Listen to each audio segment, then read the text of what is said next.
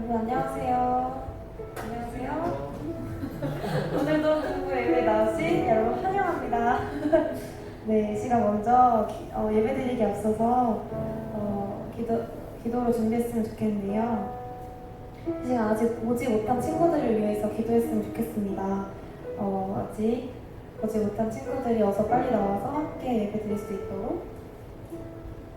네, 또한 오늘 드려질 예배를 놓고 기도했으면 좋겠는데, 오늘 찬양과 말씀을 통해서 주님 만나고 돌아가는 그런 귀한 시간 되게 해달라고 두 가지 놓고 함께 기도하며 나아갑시다. 기도하시겠습니다.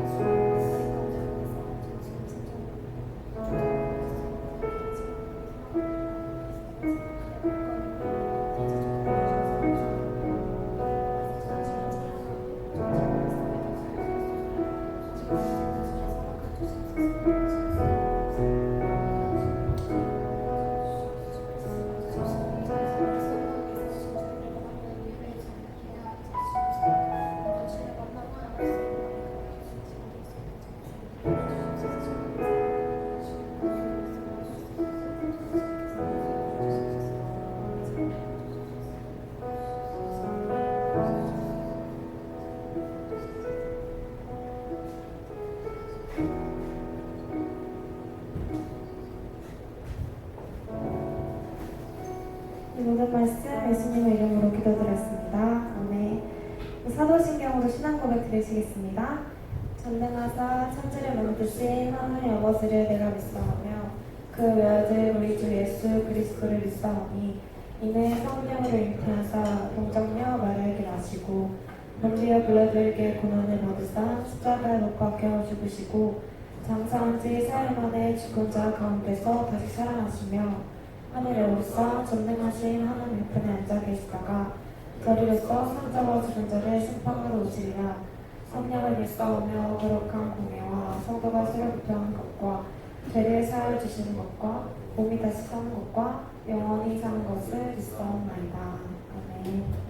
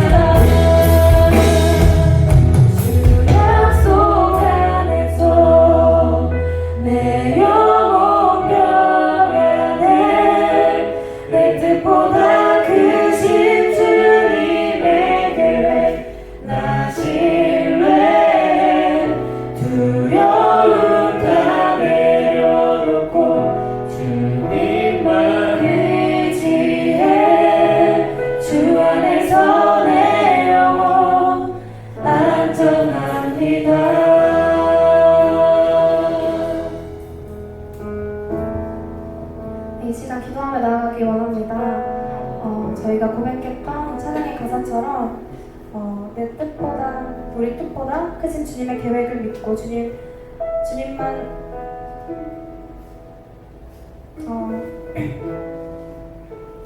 주님만 바라보며 나아가게 해달라고, 또한 주님의 약속을 기대하고 소망하며 나아갈 수 있도록 우리 다 같이 기도하시겠습니다.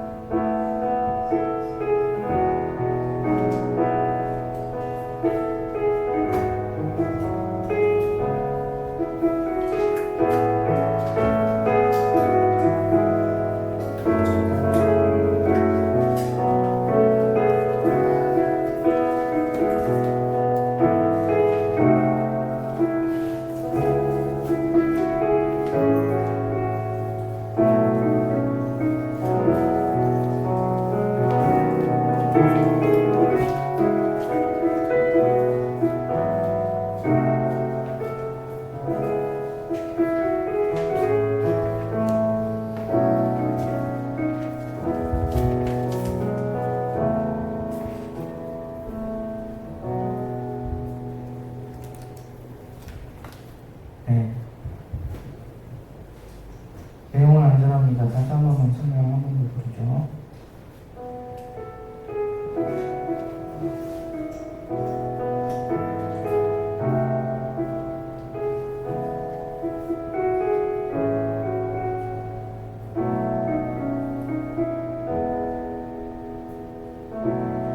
내 아버지 그 안에서 내 영혼은 안전합니다. 주 손길로 내 삶을 안으시니 그 평강이 나를 덮습니다. 나 비록 넘어지면 흔들리지만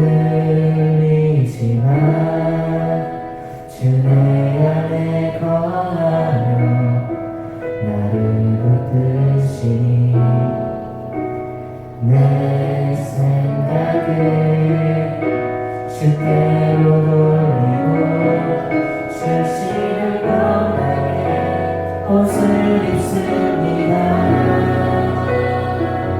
주 약속 안에서 내 영혼 평안에 내 뜻보다 크신 주님의 계획 나 신뢰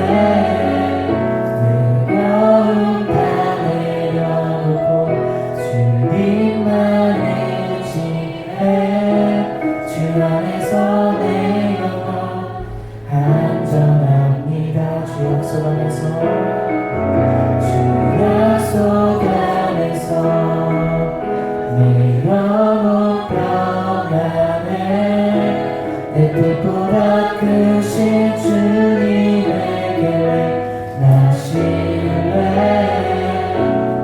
두려움 다 내려놓고 주님만 의지해 주 안에서 내 영혼 안전합니다.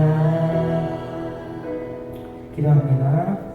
살아계신 하나님 아버지 감사합니다. 이 어려운 시대 가운데 특별히 하나님의 교회 가운데 아버지 하나님께서 뜻하신 바가 있어서 우리를 불러 모으시고 예배하게 하시고 믿음을 더하게 하시며 아버지 하나님 앞에 기도하게 하시는 줄 믿습니다. 하나님 이 자리 가운데 주님 친히 임재하여 주시고 하나님의 능력으로 드려지는 예배가 될 수 있도록 하나님 도와주시옵소서.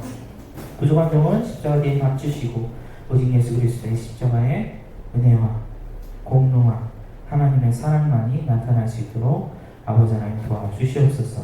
함께 해주세요. 예수님 이름으로 기도드렸습니다. 아멘. 네. 강아. 그래도 찬양 예배 중에 거기서 전화 받는 게 좀 큰 거 아니냐? 자, 오늘 말씀 다니엘서 6장 3절부터 10절까지의 말씀 한번 보도록 하겠습니다. 다니엘서 6장 3절부터 10절까지의 말씀이에요. 다니엘서 6장 3절부터 10절까지 말씀. 자, 다시 한번 읽어보도록 하겠습니다. 3절부터요. 시작. 다니엘은 마음이 민첩하여 총리들과 고관들 위에 뛰어남으로 왕이 그를 세워 전국을 다스리게 하고자 한지라. 이에 총리들과 고관들이 국사에 대하여 다니엘을 고발할 근거를 찾고자 하였으나 아무 근거, 아무 허물도 찾지 못하였으니 이는 그가 충성되어 아무 그릇됨도 없고 아무 허물도 없음이었더라. 그들이 이르되 이 다니엘은 그 하나님의 율법에서 근거를 찾지 못하면 그를 고발할 수 없으리라 하고, 이에 총리들과 고관들이 모여 왕에게 나아가서 그에게 말하되 다리오 왕이여 만수무강하옵소서. 나라의 모든 총리와 지시사와 총독과 법관과 관원이 의논하고 왕에게 한 법률을 세우며 한 금령을 정하실 것을 구하나이다. 왕이여 그것은 곧 이제부터 30일 동안 누구든지 왕 외에 어떤 신에게나 사람에게 무엇을 구하면 사자굴에 던져넣기로 한 것이니이다.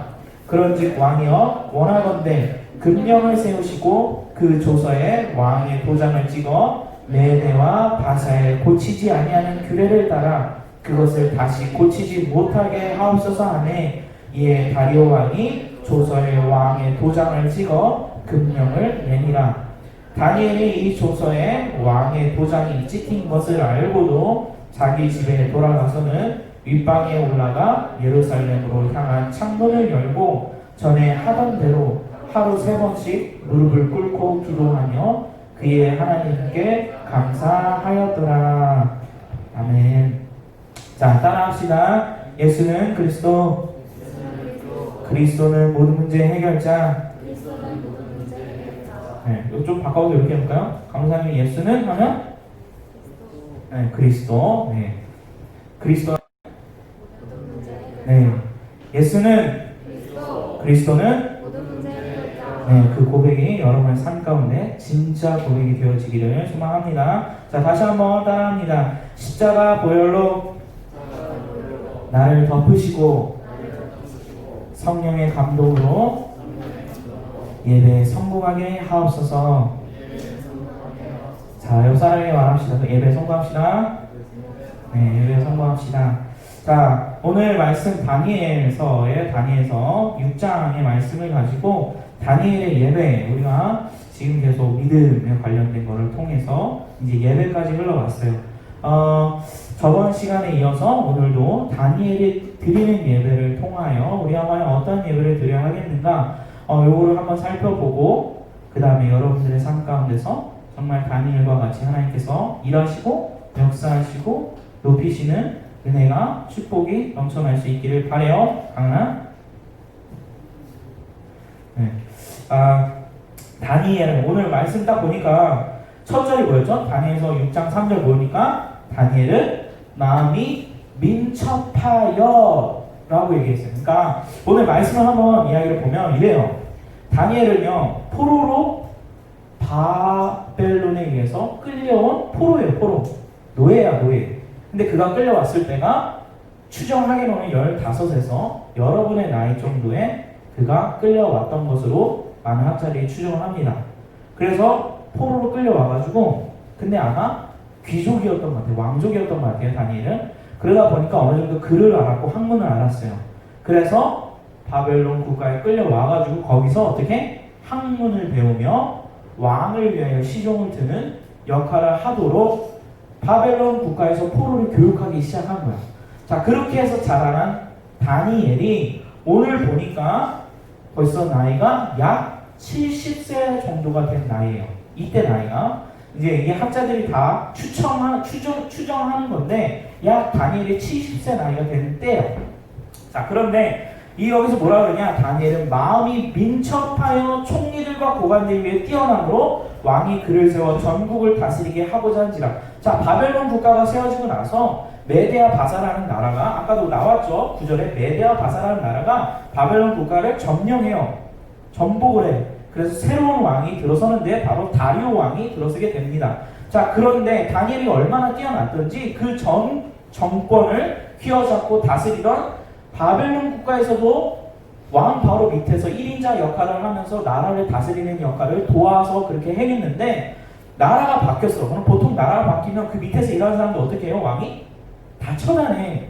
왜냐면 그전 왕을 따라서 충성했던 사람이기 때문에 다 처단하는 게 그게 법이에요. 그래서 우리나라 왕조도 만약에 어떤 사람이 막 힘으로 왕권을 전복을 뒤집어 엎어가지고 왕권을 치르겠어. 그럼 그 밑에 있던 같이 일했던 사람들을 원래 다 죽여요. 그런데 여기 보니까 다니엘은 아직까지도 바뀌지 않고 왕 밑에서 일하는 신하로 있어요. 왜? 그만큼 뛰어나니까.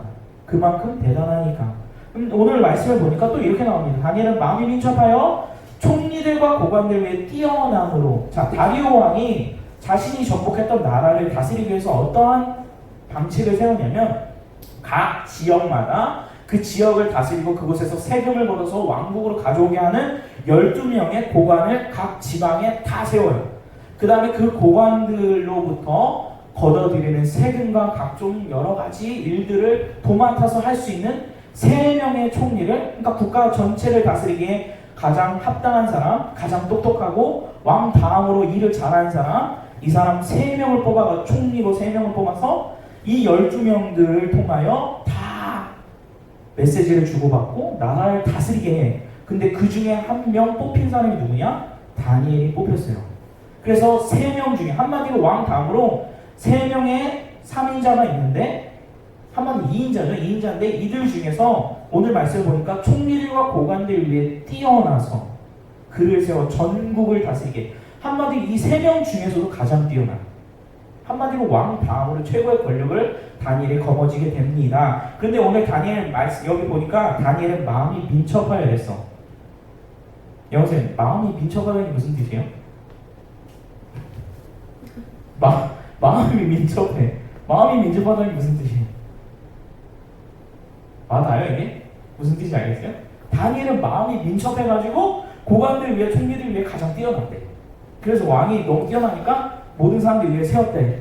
자, 근데 오늘 성경 한글로 이렇게 써 있는 걸 보면 좀 이해가 힘들죠? 영어에는 이렇게 써 있어요. 영어 성경에는 Daniel was distinguishing himself above the other supervisors and the satraps, for he had an extraordinary spirit.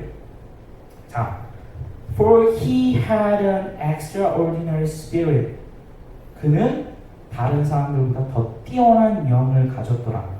자, 이거를 히브리어로 보면 어떻게 되어 있냐면요, 루아흐 야티라. 이거 루아흐 야티라. 신이 뛰어난, 모든 것을 다 surpassing, 그러니까 모든 것을 초월하는 영을 그가 가졌더라 라고 이야기하고 있어요. 근데 이걸 가지고 한국어 성경은 다니엘은 마음이 민첩하여 라고 했는데, 사실 원래 원어로 보면은 그가 마음 가운데 영을 가졌는데 그 영이 어떤 영? 모든 것을 초월하고 모든 것 위에 뛰어난 영을 그가 가졌더라. 성경은 오늘 이렇게 증언을 합니다. 그래서 그가 어땠다고요? 가졌기 때문에, 그래서 그가 모든 사람들 위해, 모든 학자들 위해, 모든 고관들 위해, 모든 권세자들 위해 가장 뛰어났더라 라고 말씀이 시작돼요. 자, 다니엘이 이처럼 하나님의 영, 성령의 인도를 받는 사람으로서 하나님과 함께 자신의 삶을 인도받는 사람, 이런 사람으로서 뛰어남을 보여줍니다. 이게 바로 크리스천의 삶이어야 하는 거예요. 자, 하나님과 함께하는 영, 하나님의 인도하시는 하나님의 영이 우리와 함께 하신다고 한다면 다른 사람들과 분명히 구별되어지게 돼 있어요. 아까 강사님이 읽어줬죠? Daniel was distinguishing himself. 자기 자신을 구별하였더라. 구별되어졌더라. 어떻게? 하나님의 영이 그와 함께 하심으로.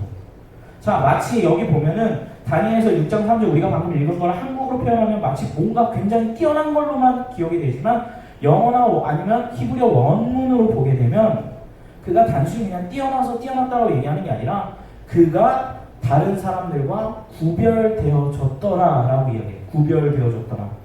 하나님께서 우리를 거룩한 자녀, 거룩한 백성으로 부르셨다고 이야기합니다. 하나님께서 이렇게 얘기하셔요. 내가 거룩하니 너희도 거룩하라. 너희는 거룩한 백성이더라. 이렇게 얘기하는데, 여러분 거룩이라고 생각하면 어떤 생각이 들어요? 산에 올라가가지고 마치 이렇게 물도 안 먹고 밥도 안 먹고 명상만 하면서 목탁 두드리면서 이러면 거룩해요? 세상에 어떤 막 나쁜 거 안 보고 막 이런 그런 거룩해요? 기도를 막 100시간 하면 거룩해요? 아니요. 성경에서 말하는 거룩이라는 거는 하나님께서 기름을 부어 하나님의 것으로 구별되어지게 하여 빼내서 하나님의 것으로 만들었다는 것을 성경은 거룩하다라고 이야기합니다. 그걸 바로 거룩이라고 얘기해요. 더 정확히 얘기하면 거룩이라는 속성 자체가 우리는 도저히 가질 수 없고 우리는 이해할 수 없는 속성이며 단어예요. 우리한테 없는 속성이야. 우리에게는 없는 속성, 하나님만 가지고 있는 것. 즉 하나님 앞에 우리가 거룩하다는 얘기는 하나님의 것으로 하나님께서 점치시고 기름 부으시고 하나님의 소유로 만드셔서 온전히 하나님의 속성만 나타나게 되는 것. 그게 결국 거룩입니다. 그게 바로 세상과 구별되어지는 거예요. 근데 오늘 말씀을 보니까 뭐라고? 다니엘이 하나님의 영으로 구별되어졌다고. 한마디 다른 얘기로 하면 다른 사람들과는 삶이 다른 거룩한 삶을 그가 보여줬다라고 이야기하는 거예요. 그런데 그게 단순히 그냥 종교적인 얘기가 아니라 그의 삶의 전반적인 모든 능력적인 부분에서 그렇게 구별되어질 정도로 나타나졌다라고 이야기하는 거죠. 자, 세상 사람들과 다른 모르는 이런 다니엘, 다리오 왕도 이걸 알아봤고 그래서 다니엘을 모든 사람들 위해 고관들 위해 세워서 전국을 다스리게 한 거예요. 다니엘은 이제 전쟁 포로로 가만히 생각해요. 전쟁 포로로 끌려왔어요. 어렸을 때부터 그것도 타 지역에서 타향살이 하고 있는 사람이에요. 그런 사람이 나이는 70세 정도를 먹었고 그보다 더 젊고 힘있고 능력 있는 사람, 영향력 있는 사람 있을 수 있어요. 다리오 왕이에요. 다리오 왕. 메대와 바사를 다스리는 왕. 그러면 왕이 자기의 가장 친한 친분을 세울 때 어느 나라 사람을 세우겠어? 메대와 바사 사람을 세워야 되는 게 정상 아니에요? 근데 다니엘은 유다 사람이야. 유대민족이야. 그것도 포로로 끌려왔어. 노예로 끌려왔어. 자신의 시중으로 쓰기 위해서 끌려온 사람 중에 한 명이야. 그런데 그가 너무 뛰어나다 못해 자신이 친족들보다도 더 뛰어나니까 하나님께서 그를 높이시기를 다리오 왕의 눈에까지 들기까지. 왕족이 바뀌었는데도 이 사람은 안 바뀌어. 얼마나 대단한 사람입니까? 얼마나 대단한 능력을 가진 사람이에요? 그렇게 하나님께서 다니엘을 높여 쓰시는 것을 우리가 보게 됩니다. 자, 다니엘과 우리의 공통점을 오늘날 찾게 되면 크리스찬은 마치 이 세상에서 외지인과 같은 우리는 삶을 살고 있는 거예요. 진짜 외지인과 같은 삶을 살고 있는 거예요. 왜냐하면 세상 사람들은 하나님이 없다라고 주장하는데 우리는 하나님이 있다라고 주장하는 거거든요. 주장이 아니라 성경이 말하는 바를 우리는 갖다가 그대로 여기 말하고 있어 라고 이야기하는 거지만 세상 사람들은 이걸 이해를 못하죠. 하나님이 없다라고 주장하면서 하나님이 없는 하나님을 대적하는 문화, 하나님을 마치 거짓과 잘못된 사상으로 취급하면서 몰아가면서 교회를 핍박하고 있는 요즘 세상. 근데 그런 세상 가운데 우리가 지금 살고 있어요. 마치 다니엘과 같이 우리가 우리 땅이 아닌 곳에서, 우리 문화가 아닌 곳에서 포로 생활하면서 살고 있는 것과 같아. 다니엘도 그랬다는 거죠. 자, 하나님을 대적하는 문화 이념 속에서 교육을 받았어요. 다니엘은 하나님 이스라엘 백성인데도 불구하고 포로로 끌려왔기 때문에 하나님이 없다라고 주장하는 문화, 다른 신을 섬기는 문화, 다른 신에 의하여 점을 치는 문화를 공부했다고. 다니엘이. 여러분 학교에서 뭐라고 배웁니까? 학교에서 하나님 물론 덕소고등학교는 이제 저 기독교적 학교니까 기독교적 문화를 막 가르치지만 그 외에 다른 학교에서는 사람이 어떻게 변화됐다고 얘기해요? 강사님이 저번에 저 강사님 조카를 이제 유치원이 아니라 한 단계 더 저기 한 거죠. 어린이집. 강사님 조카 어린이집 데려가가지고 이제 그 아이를 맡기는 거를 얘기했는데 요즘에는 선생님들이 그런 얘기를 하더라고. 요즘에는 아이들을 위해서 기도해주는 선생님이 없어요. 아이들을 옛날에는 아이가 어린이집에 오면 혹은 유치원에 오면 혹은 학교에 오면 선생님이 크리스찬이라고 하면 그 아이를 위해서 손을 잡고 혹은 머리를 만지면서 마음에 손을 대고 가슴에 손을 대고 기도해주는 그런 선생님이 있었는데 요즘엔 그런 선생님이 없대. 왜? 혹여라도 만약에 크리스찬 선생님이 그렇게 하면 학부모님이 쫓아가지고 항의한다 이거. 아, 우리 애한테 왜 기도시켜요? 근데 그게 무슨 얘기인 줄 알아요? 반대로 이야기하면 이런 얘기랑 똑같아. 아, 우리 애는 상관하지 마세요. 우리 애는 원숭이에서부터 진화한 아니에요. 왜 뭐 하나님이라는 무슨 존재한테 왜 우리가 복을 받아야 합니까? 우리는 단세포에서부터 진화한 존재. 그렇기 때문에 우리 아이는 그렇게 원숭이에서부터 존재한 존재예요. 여러분, 원숭이에서부터 여러분이 진화되어서 그렇게 된 존재라고 하면 여러분 기분이 좋아요? 기분이 안 좋죠. 에볼루션, 진화론이라는 얘기 자체가 여러분이 아무 가치가 없다는 얘기야. 그냥 어쩌다가 우연에 의해서 빅뱅으로 빵! 어쩌다가 우연히 아무 목적도 없이 뜻도 없이 결국 그것이 의미하는 바는 여러분의 삶의 가치는 아무것도 없다고. 부모님이 실수해서 그냥 만들어줬다고. 그게 세상이 말하는 문화입니다. 근데 성경은 뭐라 그래요? 하나님이 여러분을 창조하셨고 여러분의 삶 가운데 분명한 목적과 계획이 있고 여러분의 삶이 그만큼 그래서 하나님의 눈이 보시기에 아름답고 존귀하며 가치가 있다고 성경은 하나님은 계속 주장하고 여러분들에게 얘기하고 있는 거예요.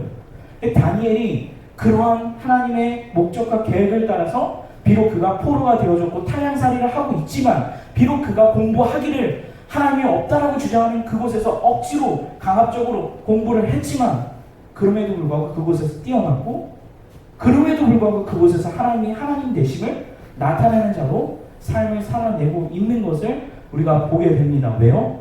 그의 안에 누가 계시기 때문에? 뛰어난 하나님의 영이 그와 함께 하셨기 때문에. 여러분, 우리가 이 세상 살면서 만약 이와 같은 하나님의 능력을 하나님과 함께하는 임마누엘의 축복, 하나님이 우리와 함께 하신다, 그 백성과 함께 하신다라는 그 축복 없이 만약에 여러분들이 그냥 앉아가지고 그러면 여러분 이 세상 문화에 함몰돼서 전멸당할 거예요.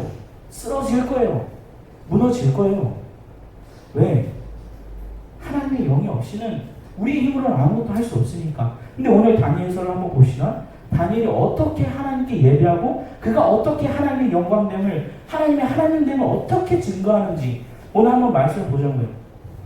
자, 다리오 왕과 같은 나라를 다스리는 사람, 한 민족을 다스리는 사람이 다니엘을 눈여겨보고 그를 높였습니다. 그러다 보니 외지인이 와서 그것도 포로가 와가지고 자기들보다 높이 있으니 메대와 바사의 사람들은 어떻게 생각했겠어? 굉장히 괘씸하기도 하고 기분도 나빴을 거예요. 왜? 아니 정작 내가 한마디로 이런 거죠. 우리가 한국이야 한국. 근데 대통령이 바로 총리를 세우는데 바로 제일 높은 단계에 힘 있는 사람을 세우는데 일본 사람을 세웠어. 여러분 이게 말이 돼요? 이상하죠? 말이 안 되죠? 기분이 나쁘죠? 그럼 막 국민들이 난리를 칠 거야. 근데 그와 같은 일이 지금 벌어진 거예요. 그러니까 어떻게 합니까? 이 사람들이 다니엘을 끌어당겨서 수장식, 완전히 그냥 매장시킬 계략을 간구하기 시작해요. 그런데 그래서 다니엘은 막 샅샅이 막 조사해. 흠을 잡기 위해서. 근데 오늘 말씀드릴까 뭐냐면 다니엘은 흠도 없고 잘못도 없고 어디 뭐 하나 꼬집어 낼 게 아무것도 없는 사람인 거야. 그래서 이 사람이 어떻게 합니까? 그가 하나님의 율법에서 잘못을 찾아내야겠구나. 머리도 진짜 좋죠? 하나님 믿는 사람을 하나님의 법으로 정죄하겠다고 얘기하니까 자 이렇게 해가지고 법을 하나 만들어냅니다. 다리오 왕한테 찾아와서 이렇게 얘기하는 거예요. 다리오 왕이요 앞으로 30일 동안 한 달이죠. 30일 동안 오직 왕에게만 절하고 왕에게만 기도하고 왕만을 섬기는 법을 금지령이죠. 금지령. 다른 신에게는 절 못하고 예배 못하게 하는 거니까 금지령을 내려 주시옵소서. 왕은 기뻐하는 거죠. 야 그래 나같이 이렇게 위대한 왕을 섬기면 나만 섬겨야지. 그렇지 맞지 니네 말이 맞아. 여러분 사람도 이와 같이 사람의 오만과 교만을 가지고 우리를 공격해요. 사람이 오만과 교만, 아담과 하와가 선악과를 따먹고 범죄해서 하나님을 떠났을 때 결론적으로 하나님보다 자기 자신을 더 사랑하고 하나님보다 자기가 하나님을 더 되고 싶은 마음, 교만이죠. 무엇보다도 하나님을 더 다른 거를 더 사랑하는 것, 그것 자체가 교만이고 그게 죄예요. 하나님을 인정하지 않는 것, 그것 자체가 교만이에요. 그런데 다리오 왕이 이런 교만한 마음과 오만한 마음을 사용해서 어떻게 해요? 믿는 사람들을 공격하게 만듭니다. 그래서 법에 도전을 꽝 치고, 근데 이 금지령은 오늘 보니까 메대와 바사의 법을 한번 정하면 절대로 바꾸지 못하는 규례가 있대. 근데 그 규례대로 법을 만드시옵소서라고 얘기합니다. 그러니까 한번 지금 다리오 왕의 도장을 꽝 찍으면 이 법을 바꾼다 못 바꾼다? 못 바꾸는 법을 지금 만들어가지고 금지령을 꽝 해가지고 붙인 거예요. 자, 이제 이렇게 해서 이게 선포가 됐습니다. 근데 이제 다니엘이 아까 뭐라 그래요? 10절에 보니까 다니엘이 이 조서에 왕의 도장이 찍힌 것을 알고도. 근데 이 조서에 찍힌 내용이 뭔데 도대체? 왕이 아닌 다른 신에게 만약에 절하거나 기도하거나 섬기거나 예배하면 어떻게 한다? 사자굴에 집어넣어서 사자감이 되게 하겠다. 이게 법의 법조 내용이에요. 다니엘은 최고의 보관입니다. 모든 법조 사항이 어떻게 오가고 어떻게 통과되는지 다 아는 사람이에요. 자, 그런데 이 법조문에 왕의 도장이 찍힌 것을 알고도 10절에 보니까 뭐래요? 자기 집에 돌아가서는 윗방에 올라가 예루살렘으로 향한 창문을 열고 전에 하던 대로 하루 3번씩 무릎을 꿇고 기도하며 그의 하나님께 감사하였더라. 감사하였더라. 오늘 말씀을 보니까요, 다니엘이 예배하는 장면이 나옵니다. 더 재밌는 방법, 재밌는 사실은 다니엘과 오늘날 지금 현재 우리의 상황은 굉장히 어떻게 보면 유사점이 굉장히 많다는 거예요. 생각해보세요. 코로나 바이러스가 터졌어. 성전에 지금 여러분들이 앉아서 예배드리는 여러분들은 참 귀하다고 생각합니다. 그러면 아직도 마음이 열리지 않아서 코로나 때문에 혹은 다른 핑계 때문에 이곳에 나와서 예배를 안 드리는 친구들이 많아요. 자, 그런 친구들에게 이 성전은 다니엘과 같이 멀어진 하나님의 성전과 똑같은 거야. 다니엘은 지금 포로로 끌려왔어요. 자신의 몸이 하나님의 성전 예루살렘에 가서 예배를 드리지 못해. 상황적으로 불가능해. 그리고 예루살렘에서 예배를 드리지 못하니까 다니엘은 어떻게 합니까? 창문을 열고 그곳을 향하여 하나님 앞에 무릎을 꿇고. 무릎을 꿇는 건 뭐예요? 자기 자신을 낮추고 하나님을 경배하며 하나님을 예배하면서 기도하며 하나님께 감사로 찬양을 하는 거죠. 그건 예배예요. 다니엘이 예배를 드리기 시작합니다. 그런데 어떻게 해요? 하루에 3번씩 매일같이 다니엘이 이렇게 성전을 향해서 창문을 열고 기도하는 거는요, 왜 그런 거냐면 솔로몬이 성전을 지을 때, 예루살렘 성전을 지을 때 하나님한테 드린 기도 때문에 그런 거예요. 기도에 뭐라 그랬냐면 솔로몬이 이렇게 하나님께 기도합니다. 성전을 다 짓고 나서 솔로몬이 지었던 성전의 가치는 거기에 들어갔던 여러 가지 많은 재료가 있는데 성전에 들어간 금만 오늘날로 환산하면 57조 원이 넘어요. 57조 원이 넘어. 여러분 57조 원 되는 건물 들어가 본 적 있어요? 57조? 금만 솔로몬이 지은 성전의 금의 값어치만 오늘날로 환전을 하면, 여러분 그런 성전을 지어놓고 솔로몬이 뭐라 하냐면 하나님은 만왕의 왕이시요 모든 것을 다 다스리시는 하늘이시, 만왕의 모든 우주를 다스리시는 분인데 하늘도 하나님을 감당치 못하는데 어찌 이 조그마한 이 건물 하나가 하나님께 어떻게 하나님을 담아낼 수 있겠습니까? 그런데 하나님 받아주세요 하면서 뭐라고 기도하냐면 이렇게 기도합니다. 만일 이 땅에서 이스라엘 백성들에게 기근이나 전염병이나 곡식이 시들거나 깐북이나 나거나 메뚜기나 황충이 나가서 적국이 와서 성읍을 에워싸는 무슨 재앙이나 무슨 질병이 있든지 막론하고 한 사람이나 혹은 주의 온 백성 이스라엘이 다 각각 자기 마음의 재앙을 깨닫고 이 성전을 향하여 손을 펴고 무슨 기도나 무슨 간구를 하거든 주는 계신 곳 하늘에서 들으시고 사하시며 각 사람의 마음을 아시오니 그들의 모든 행위대로 행하사 갚으시옵소서. 주만 홀로 사람의 마음을 아시니네. 솔로몬이 기도했던 건 이거예요. 하나님, 이 보잘것없는 하나님의 눈에 보잘것없는 성전이지만 하나님 이 성전을 향하여 누구든지 손을 펴고 하나님께 간구하며 기도하는 자들 언제요? 재앙이 닥치고 다른 국가가 이스라엘 국가를 쳐서 에워싸고 병이 오늘날과 같이 그렇게 퍼져서 많은 사람들이 죽어나가고 기근이 닥칠 때 우리가 마음을 돌이켜서 하나님께서 이 재앙을 베푸신 것을 알고 깨닫고 하나님을 향하여 성전을 손에 들고 기도하며 하나님 들어주세요. 그게 솔로몬의 기도였어요. 근데 어떻게 해요? 온 백성이든지 심지어 단 한 사람일지라도 하나님 그 기도를 들어주세요. 다니엘이 그 말씀대로 지금 포로로 끌려와서 자기 자신은 자신의 육신을 지금 성전에 가지 못하지만 그 성전을 향할 문을 열고, 왜? 솔로몬이 그랬거든. 성전을 향하여, 즉 하나님을 향하여. 그러니까 다니엘도 똑같이 이렇게 하는 거예요. 문을 열고 무릎을 꿇고 기도합니다. 하나님을 예배합니다. 하나님을 찬양합니다. 근데 재밌는 건 이거죠. 다니엘은 분명히 알았어요. 그렇게 예배를 드리면 어떻게 돼요? 자기가 사자굴에 들어간다는 거 알았어요. 알고 있었음에도 그렇게 하는 거예요. 우리는 다니엘과 우리 상황을 한번 대조하면서 우리 예배를 한번 들어가야 할 필요가 있어요. 코로나 요즘에 어려운 시기에 교회 나오는 것이 진짜 어려워졌죠. 사람들이 교회 나오세요. 싫어합니다. 하나님 안 믿는 사람 오히려 거부하고 욕하죠. 그러니까 교회가 문제예요. 다니엘은 포로로 끌려서 예루살렘 성전 예배 드리지 못하고, 우리는 코로나 때문에 하나님 앞에 나와서 예배 드리지 못하고. 그런데 다니엘은 엄연히 알았어요. 전쟁이 일어나고 자신의 나라가, 국가가 포로로 끌려오게 된 것이 하나님께서 그렇게 하신 것을 알고 있었어요.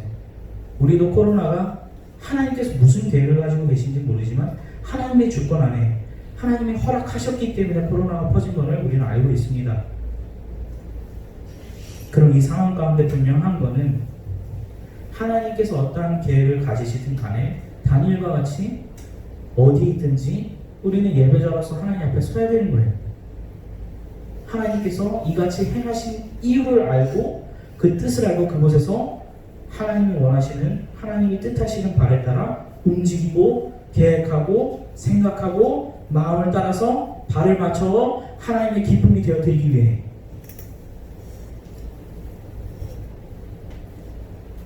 저번에 강도는 이런 얘기 했잖아요. 인터넷 예배가 될 수 있다 없다. 강사님 뭐라고 했어요?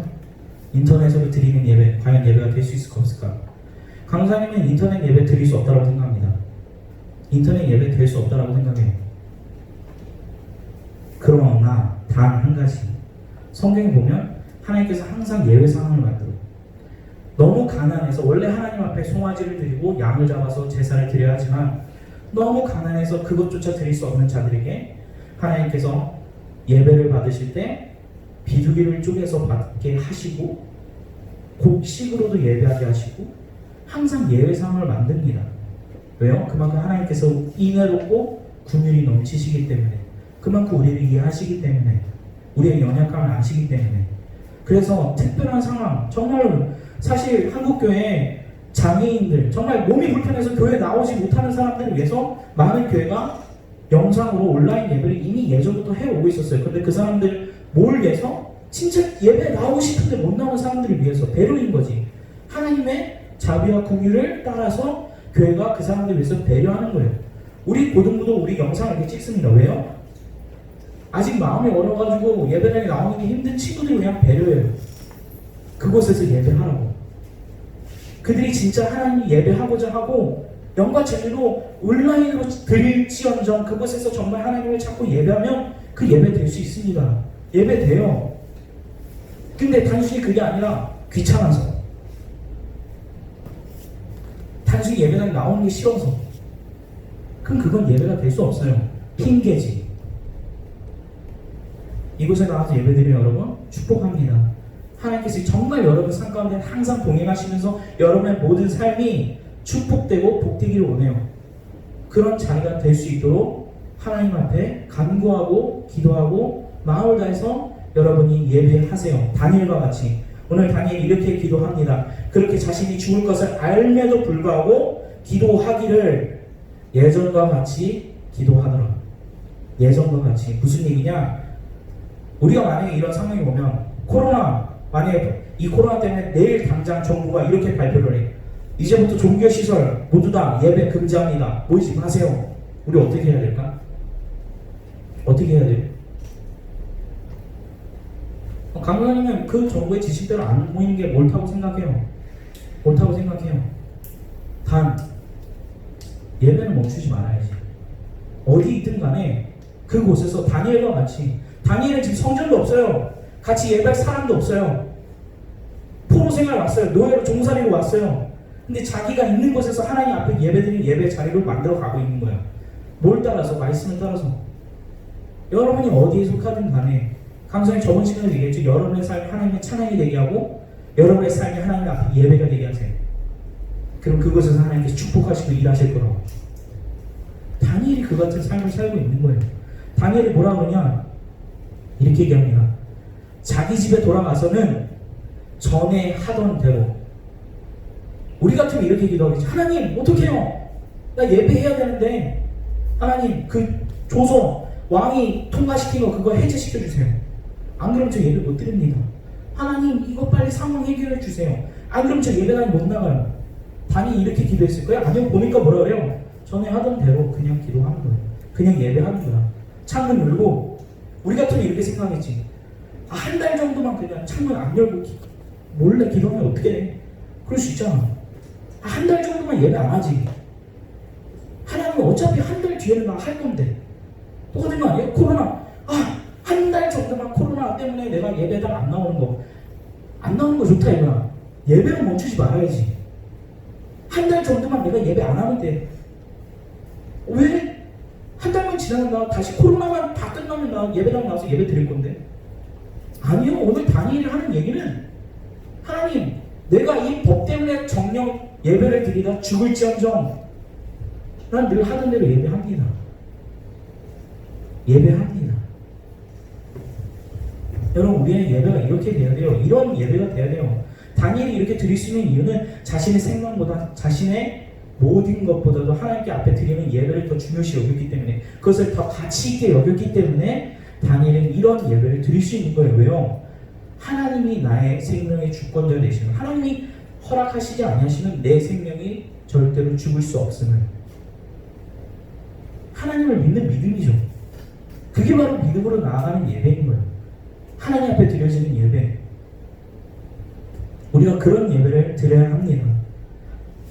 그러한 예배, 진짜 살아있는 예배, 정말 하나님을 믿는 믿음으로 나아가서 드리는 예배. 근데 재밌는 건 생명을 위협을 그렇게 하는 덫을 사람들이 놓잖아요. 지금 덫을 놓는데, 이 놓는 사람들이 재밌는 거는 다니엘이 분명히 이 덫에 걸릴 걸 안다는 거야. 야, 이 조서를 만들면 우리 다니엘을 파멸시킬 수 있어. 왜? 다니엘은 분명히 예배할 거거든. 다니엘은 분명히 예배할 거야.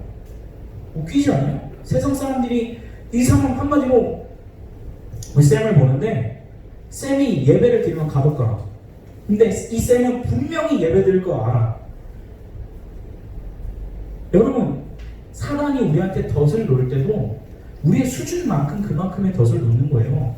생명의 위협을 가할 만한 덫을 놓는다는 것은 그만큼의 우리의 신앙이, 다니엘의 신앙이 그만큼의 능력과 가치를 가지고 있기 때문에 그만한 덫을 놓는 거예요.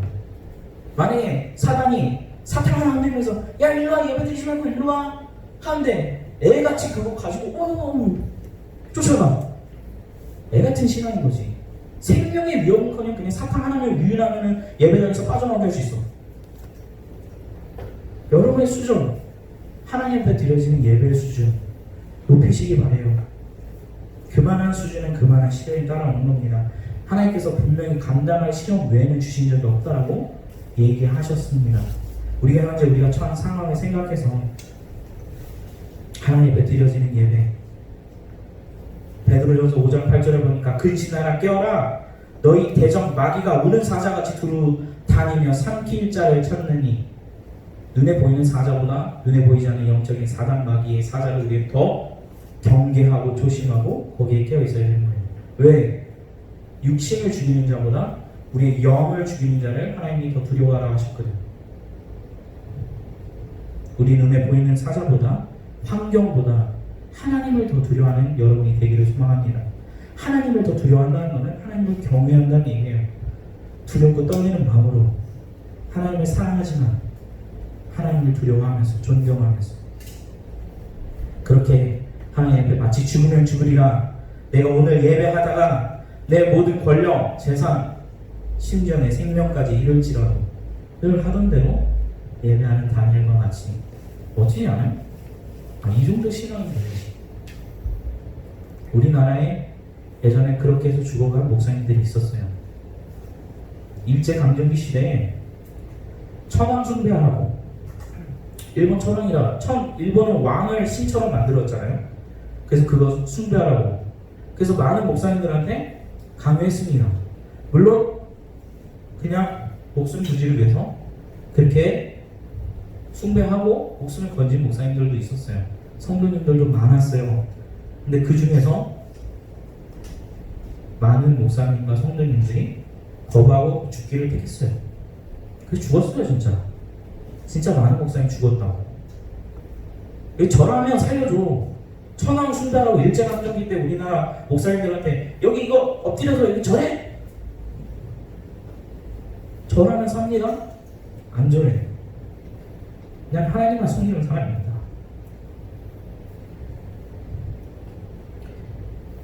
다니엘의 탁월함을 우리가 본받기를 원합니다.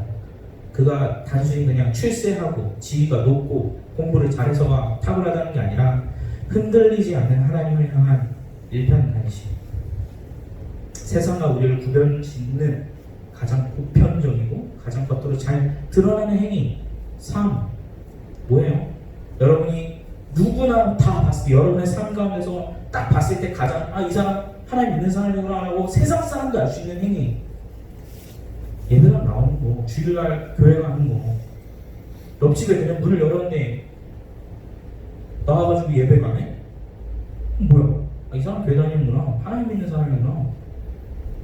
가장 보편적인 행위 아니에요? 교회 가는 거? 세상 사람들도 다 알아. 이 사람 주일날 놀러 안 가고 교회 가는 거. 세상에. 안 믿는 사람 예배 드립니까? 예배 안 드려요. 산으로 놀러 가지. 그건 누구나 다 할 수 있고 아무나 할 수 있어요. 우리도 할 수 있어요. 근데 주일날 정해진 시간에 하나님 앞에 나와서 예배하는 거, 하나님 믿는 백성만 할 수 있는 거예요. 하나님 우리 그냥 세상에 하나님 모르는 사람과 똑같이 그냥 구별 없이 부르신 게 아니라 하나님 자는 하나님의 자녀로서 모든 것이 한마디로 바다 위에 등대와 같이, 껌껌한 바다 위에 등대, 저 먼 곳에서도 볼 수 있는 그 빛이 말하는 것 같이 우리가 그렇게 구별되도록, 그렇게 나타나도록, 그렇게 살도록 하나님께서 우리를 부르셨습니다. 그러니까 우리 스스로 좀 구별됩시다. 세상 사람들 하는 대로 그냥 존심도 없이 따라서 하지 말고, 마치 어항 속에 넣어놓으면 그 어항 크기만큼만 자라는 잉어, 저번에 얘기했죠. 호이잉어. 세상 사람들이 아름답다라고 이렇게 어항의 규정을 딱 정해놨어. 야, 이게 세상이 말하는 아름다움의 정의야. 그럼 모든 사람이 다 그거 쫓아해. 그거 쫓아서 메이크업하고, 그거 쫓아서 성형수술하고. 여러분들 자신의 가치를 믿으세요. 하나님이 그렇게 가치 있다고 얘기하는데 왜 안 믿는 거야? 믿고 여러분의 가치를 하나님 안에서 정의하고 발견하고 깊이 파내가면 하나님께서 여러분의 세상 그 누구보다도 뛰어나게 사용하신다니까요. 그렇게 살 수 있기를 소망합니다. 이제 마지막으로, 그럼 하나님께서 어떻게 하셨는가? 그들이 왕 앞에서 말하 이르되, 왕이여, 사로잡은 온 유다 자손 중에 다니엘은 왕과 왕의 도장이 찍힌 금령을 존중하지 아니하고 하루 세 번씩 기도하나이다. 사람들이 이제 다니엘을 고발하는 거예요. 기도했다고. 왜? 창문 열어놓고 기도하니까, 예배하니까 그 소리가 안 들려요? 고발하는 거, 왕한테. 그게 뭐라 그래요? 왕이 이 말을 듣고 그로 말미암아 심히 근심하여 다니엘을 구하려고 마음을 쓰며 그를 건져내려고 힘을 다하다가 해가 질 때에 이르렀다. 왕이 얼마나 다니엘을 사랑했으면, 얼마나 그를 귀하게 여겼으면, 자기가 법을 만들어 왔는데 다니엘이 이걸 어겼어. 죽여야 돼. 너무 마음이 아프고 근심하는 거야. 이것 때문에 다니엘이 죽게 되다니. 어떻게 하면 얘를 구해낼 수 있지? 근심하다가 하루가 다 갔어. 해가 다 져버렸어. 이렇게 하나님 앞에 쓰임받는 자가 세상 사람들 앞에서도 하나님께서 존귀하게 여기시면 그렇게 존귀함을 받게 하십니다. 이런 다니엘과 같이, 그 다니엘이 이제 어떻게 됩니까? 이 왕이 명령하면 어쩔 수 없이 이제 다 막 조서를 내고, 왕이셔, 여기 분명히 명령 내렸지 않습니까? 이거 변경할 수 없는 거예요. 왕이시여, 그러면 안 됩니다. 빨리 다니엘을 처단하시옵소서. 왕이 어떻게 해? 결국은 처단해야지. 다니엘이 어떻게 합니까? 왕이 명령하며 다니엘을 끌어다가 사자굴에 던져 넣는지라. 왕이 다니엘에게 이제 말하는 거예요. 네가 항상 섬기는 너의 하나님이 너를 구원하시리라. 다리오 왕은 하나님 안 믿는 사람입니다. 안 믿는 사람, 세상 사람이에요. 세상 문화를 가진 사람이에요. 근데 다니엘을 너무 존중하다 보니, 너무 사랑하다 보니, 너무 그를 가치 있다고 평가하다 보니 그가 믿는 하나님마저도 존경하는 거예요. 존중하는 거예요. 그러면서 다니엘을 어쩔 수 없이 자신의 힘으로 구원 못하니까 어떻게 해요? 네가 평상시에 늘 섬기던 그 하나님이 너를 구원할 거야. 그리고 나서 사자굴에 던지는 거예요. 그래서 왕이 왕궁에 들어가서 밤이 새도록 금식하고 그 앞에 오락을 그치고 잠자기를 마다하니라. 왕이 얼마나 근심했으면 다니엘을 다 사자굴에 던져놓고 걱정이 돼서 잠도 못 자. 다니엘이 든 굴에 왕이 이제 새벽에 일어나서 급히 사자굴로 가서 슬피 소리질러 이르되 다니엘에게 묻되 살아계신 하나님의 종 다니엘아, 내가 항상 섬기는 내 하나님의 사자들에게서 능히 너를 구원하셨느냐? 슬피 울면서. 무슨 말이에요? 왕은 이미 정하고 지금 보고 있는 거예요. 이미 사자한테 잡아먹혔구나. 그러니까 슬퍼하죠. 그러면서도 뭐래요? 다니엘아, 네가 아직도 살아있니? 정말 네가 믿던 하나님이 너를 구원하셨니? 다니엘이 왕에게 이렇게 외치는 거죠. 왕이여, 원하건대 왕은 만수무강 없소서. 하나님이 이미 그의 천사를 보내어 사자들의 입을 봉하셨으므로 사자들이 나를 상해하지 못하였사오니 나의 무죄함이 그 앞에 명백하며 또 왕이여 나는 왕에게도 해를 끼치지 아니었나이다. 엄청 멋있지 않아요? 어려움 앞에 하나님을 단순히 신뢰하는 그 가운데 예배하는 자가 하나님께 어떻게 하나님께서 구원하시고 그를 영광되게 쓰시는지. 마지막 절입니다. 왕이 심히 기뻐서 명하여 다니엘을 굴에서 올리라 하며 그들이 다니엘을 굴에서 올린즉 그의 몸이 조금도 상하지 아니하였으니 이는 그가 자기의 하나님을 믿었음이었더라. 예배하는데 코로나 바이러스 오면 안 되죠. 지켜야 됩니다. 방역도 철저히 해야 되죠. 그래서 우리 방역도 철저히 하고 온도 체크도 하는 거예요. 병이 옮겨가면 안 되니까. 근데 우리의 예배는 이런 상황 가운데서도 멈춰져서는 안 됩니다. 어떤 예배요? 그가 자기 하나님을 믿었음이 이뤘다. 믿음으로 드리는 예배. 무엇을 믿는 믿음? 예수님이 날 위해서 십자가에서 피 흘려 죽으시고 내가 하나님의 것이 되었다. 나는 하나님의 손 안에 있다. 하나님이 나를 보호하신다. 왜? 예수님이 피값을 주고 자기 목숨 주고 날 살리셨는데 날 버려요? 예수님의 목숨이 그렇게 하나님 앞에서 가치가 없어서. 다윗의 고백을 여러분한테 들려주고 마치도록 할게요. 내 주의 권능과 영광을 보기 위하여 이와 같이 성소에서 주를 바라보았나이다. 주의 인자하심이 생명보다 나으로 내 입술이 주를 찬양할 것이라. 이러므로 나의 평생에 주를 송축하며 주의 이름으로 말미암아 나의 손을 들리이다. 다윗의 고백은요, 자기의 생명보다 하나님의 사랑이, 하나님이 성전에서 나에게 베푸시는 그 인자하심이 더 귀하다고 고백하면서 뭐래요? 평생 하나님 앞에 내 손을 들고 찬양하리다. 평생 예배하겠다고 얘기하는 거예요. 그게 다윗의 고백입니다. 여러분, 우리가 믿음 없이는 하나님을 기쁘시게 할 수 없다라고 히브리서에 얘기했는데, 여러분이 하나님을 찾는 자를 하나님께서 상 주시는 이 심을 반드시 믿고 예배에 성공하는 그런 예배자, 다니엘과 같은 자들이 하나같이 다 될 수 있기를 소망합니다. 그렇게 결단하고 하나님 앞에 예배할 수 있기를 소망합니다. 이렇게 기도하겠습니다. 살아계신 하나님 아버지 감사합니다. 하나님께서 우리를 불러 모아 하나님의 자녀 삼으시고 다니엘과 같이 하나님의 종 다윗과 같이 아버지 하나님 우리가 그렇게 믿음을 따라서 하나님을 섬기며 예배할 수 있는 자들 되게 하시기를 소망합니다. 아버지 하나님께서 부어주시는 은혜를 따라 하나님의 영이 우리와 함께하며 어딜 가든지 존귀함을 받게 하시고 어딜 가나 뛰어나게 하시며 아버지는 꼴이 되지 아니하고 머리가 되게 하셔서 하나님의 영광을 드러나는 자로 사용하여 주시옵소서. 비록 사단 마귀가 계기를 짜고 덫을 놓아 우리를 함정에 빠뜨리려 하지만 아버지는 그런 모든 위협과 어려움과 모든 순환이 오히려 하나님께 영광을 돌리는 하나님의 살아계심을 드러내는 도구가 되게 하여 주시옵소서. 우리를 사용하여 주세요. 예수님의 이름으로 기도드렸습니다. 아멘. 우리 내용은 안전합니다. 아까 불렀던 거 찬양 마저 부르고 주기도문 외우고 그리고 예배를 마치도록 하겠습니다.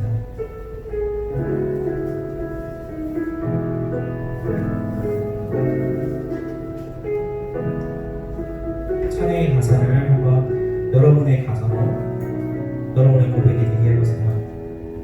내 아버지, 내 아버지, 그 품 안에서 내 영혼은 안전합니다. 주 손길로 내 삶을 안으시니 그 평강이 나를 덮습니다. 나 비록 넘어지며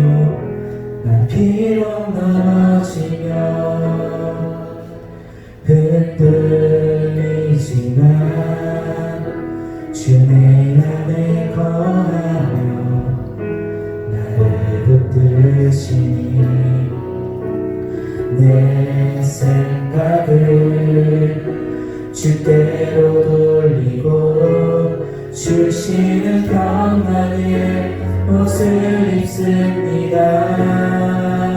주 약속 안에서 내 영혼 평안에 내 뜻보다 크신 주님을 깨달으실래.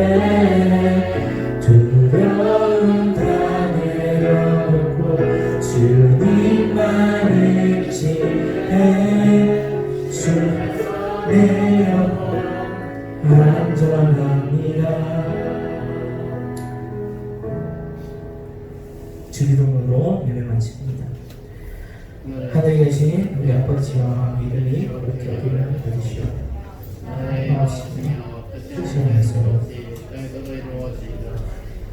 우리에게 일용할 양식을 주시고 우리가 우리에게 죄 지은 자를 사하여 준 것 같이 우리의 죄를 사하여 주시고 우리를 시험에 들게 하지 마옵시고 다만 앞에서 도와옵소서.